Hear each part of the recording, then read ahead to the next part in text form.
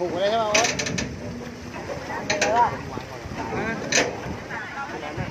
ผูกไว้ใช่ปะ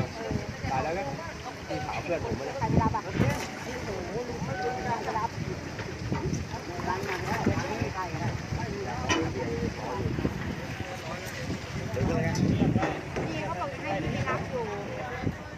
เงียบเลยที่สงให้ญาติที่ขาวเพื่อน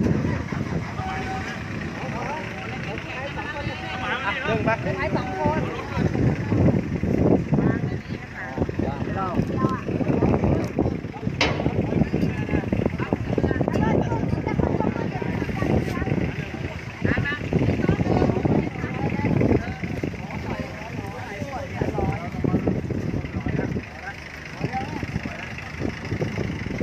ปล่อยตรงนี้ด้วยค่อยๆนะคะอย่ารีบดึงนะไปช่วยกันตรงนี้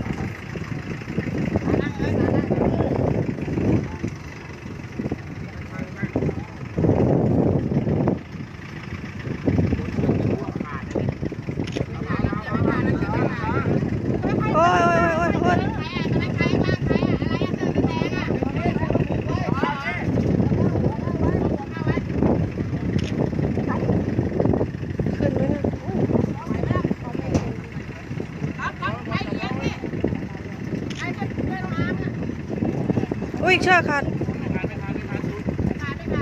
ดึงระวังน้ำหมาระวังหงายท้องด้วยคนแข็งมันจับล้อได้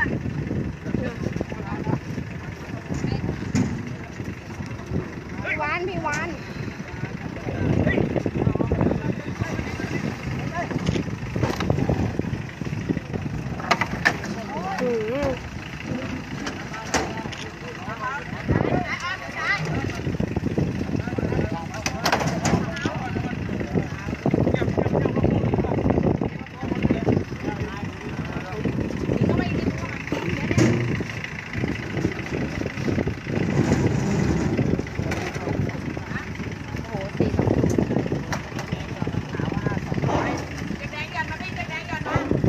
คันแล้วน่ะเชือกคัน